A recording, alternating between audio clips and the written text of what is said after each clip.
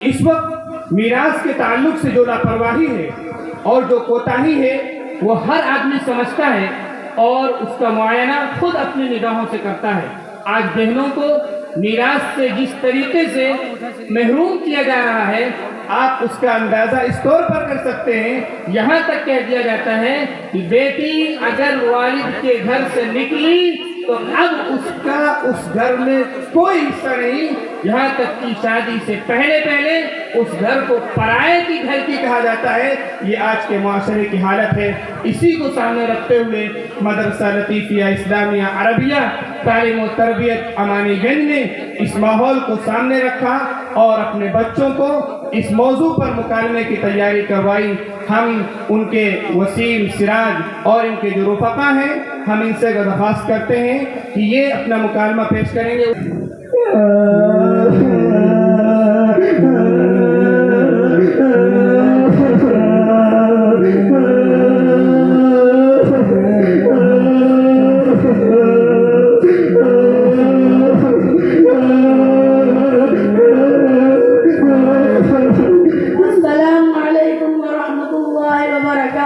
وعلیکم السلام ورحمۃ اللہ وبرکاتہ۔ کیا ہوا بھائی، کیوں رو رہے ہو؟ کا بتائی بھیا، ابا چھوڑ کے چلے گئے، اب کونوں سہارا دے والا نہیں رہا۔ انا للہ و انا الیہ راجعون۔ آپ کے والد کی وفات کی خبر سن کر بہت دکھ ہوا، اللہ ان کی مغفرت فرمائے۔ والد کا سہارا واقعی اللہ کی عظیم نعمت ہے، لیکن آپ صبر و ہمت سے کام لیجئے۔ آپ کا حقیقی سہارا تو اللہ ہے، اسے کبھی موت نہیں آتی، وہ ہمیشہ آپ کے ساتھ ہے۔ بہت بہت شکریہ، تمہارے بات سے ہمارے دل کا بہت تسلی ملی۔ ابا تو چلے گئے، اب سوچی تھا بٹوارا کر لی۔ ٹھیک ہے، چلو ہمیں بھی تھوڑا کام ہے، پھر ملیں گے۔ وسیم دیکھو ابا کے گھر اور دیکھے تو چھوڑی نہیں۔ ایسا کرو کہ تم چھوٹے ہو، چھوٹا والا گھر اور چھوٹا والا کھیت تم لے لیو، اور بڑا والا گھر اور بڑا والا کھیت ہم لے لی۔ ایسے کیسے لے لی؟ ہم ہوں تو برابر کے حقدار ہیں۔ ابا ایسا کہہ گئے ہیں۔ کب کہیں؟ تم جھوٹ بولا تو ہم تو برابر لے، چاہے جون ہو جائے۔ برابر لے آؤ۔ بس مجھ میں نہیں آوت ہے۔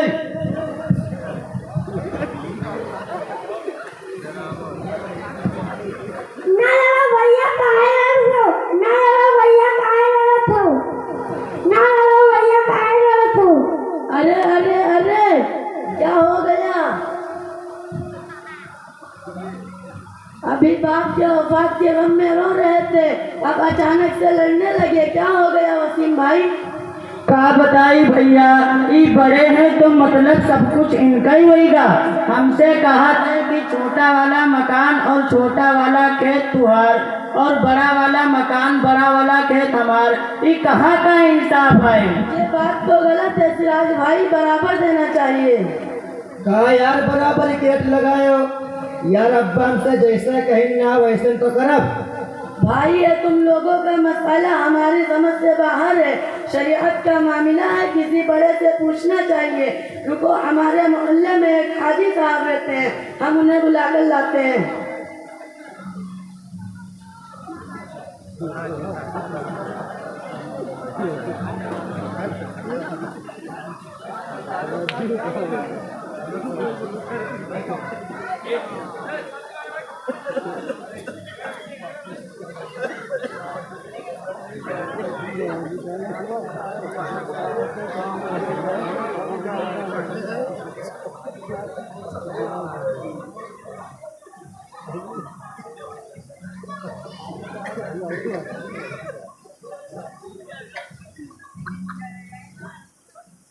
السلام علیکم ورحمۃ اللہ وبرکاتہ۔ وعلیکم السلام ورحمۃ اللہ وبرکاتہ۔ کیا بات ہوئی بھائی، کیوں جھگڑ رہے ہو؟ حاجی صاحب مسئلہ یہ ہے کہ یہ تینوں بھائی ہیں، ان کے والد کا انتقال ہو چکا ہے، بٹوارہ کے سلسلے میں دونوں جگہ رہے ہیں۔ بڑے بھائی کا کہنا ہے کہ ابا نے کہا تھا بڑا مکان اور بڑا کھیت تم لے لینا اور چھوٹا مکان اور چھوٹا کھیت چھوٹے بھائی کو دے دینا۔ یہ تو سراسر ناانصافی ہے اور مجھے تو جھوٹ لگتا ہے، کیونکہ ایک باپ صرف 2 بڑے بیٹوں کے لیے وصیت کرے گا اور اپنے چھوٹے نابالغ لڑکے کو بے سہارا چھوڑ دے گا۔ اللہ کو گواہ بنا کر کہو واقعی تمہارے والد نے یہ وصیت کی تھی۔ حاجی صاحب تم تو ہمار چوری پکڑ لے آؤ، ہم لالچ میں ایسے کہہ رہن ابا کونو وصیت نہیں کرن ہے، ہم کا اب اللہ سے ڈر لاگت ہے، تمہیں شریعت کے حساب سے ہمارے درمیان فیصلہ کر دیو۔ میں تو کوئی عالم یا مفتی ہوں نہیں کہ بتاؤں، مسائل عالم یا مفتی سے پوچھنا چاہیے۔ یہاں مدرسہ لطیفیہ اسلامیہ عربیہ تعلیم و تربیت امانی گنج میں ایک مفتی صاحب رہتے ہیں، انہیں بلا لو۔ جی حاجی صاحب ابھی گیا۔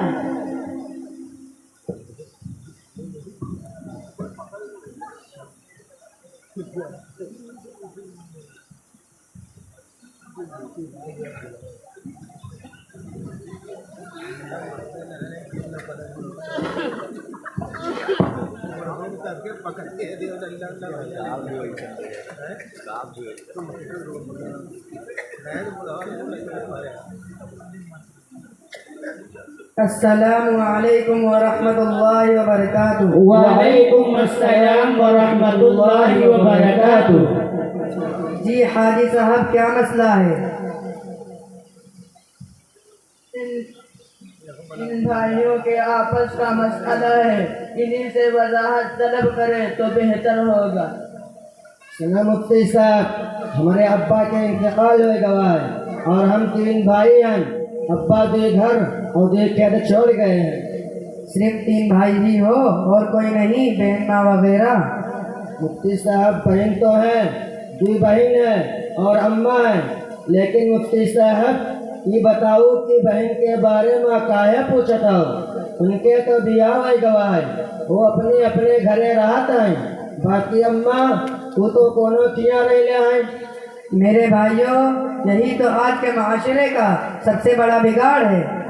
لوگ بہنوں کو میراث دیتے ہی نہیں، بلکہ سمجھتے ہیں کہ جو جہیز لڑکی کو دیا جاتا ہے وہی اس کا حصہ ہے۔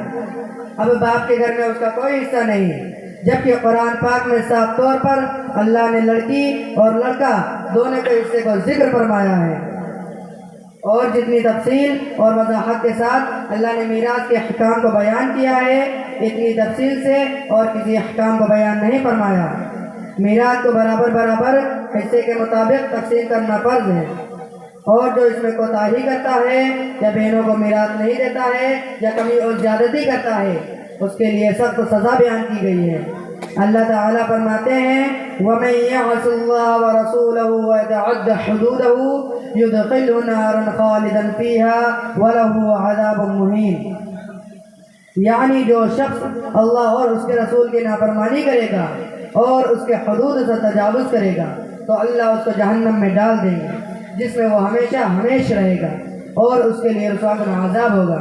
صحیح بخاری کی حدیث ہے، نبی صلی اللہ علیہ وسلم نے ارشاد فرمایا من اخذ شبرا من الارض ظلما فانه يطوقه يوم القیامة من 7 اراضین، یعنی جس نے ظلم سے ایک بالشت بھی زمین لی اسے قیامت کے دن 7 زمینوں کا طوق پہنایا جائے گا، اور میراث میں جس کا حق ہے اسے نہ دینا یہ ظلم ہے۔ لہذا اس سے بچنا چاہیے اور ہر ایک کو اس کی فکر کرنی چاہیے کہ اس نے اپنی بہنوں کو میراث دیا یا نہیں۔ اگر نہیں دیا تو کل قیامت کے دن وہ خدا کے عذاب سے بچ نہیں پائے گا۔ یہ بات بھی اچھی طرح یاد رکھیے کہ جس کا میراث میں کوئی حصہ ہو اس کے حق میں کی گئی وصیت کا کوئی اعتبار نہیں۔ ایک اور بات عام ہے کہ بہنوں نے معاف کر دیا، یہ معافی کچھ نہیں ہوتی، اصل معافی تو یہ ہے جو بہن کا حق تھا اس کے ہاتھ میں دے دیا جائے، پھر وہ واپس کر دے، اور ایسا بہت کم ہوتا ہے۔ رہی بات آپ لوگوں کے مسئلے کی تو غور سے سنیں اور سمجھیں۔ سب سے پہلے تو آپ کے والد نے جو کچھ چھوڑا ہے قرض اور وصیت کی ادائیگی کے بعد اس کا 8واں حصہ یعنی 1/8 اپنی ماں کو دیجیے۔ پھر جو کچھ بچتا ہے اس کا 8 حصہ لگائیں، 1 حصہ دونوں بہنوں کو اور 2 حصہ تینوں بھائیوں کو دیجیے۔ اور جو آپ کا چھوٹا بھائی ہے سوجھ بوجھ کی عمر ہونے تک اس کے مال و جائیداد کی حفاظت کیجیے۔ یہ شریعت کا فیصلہ ہے جو میں نے آپ کو سنایا۔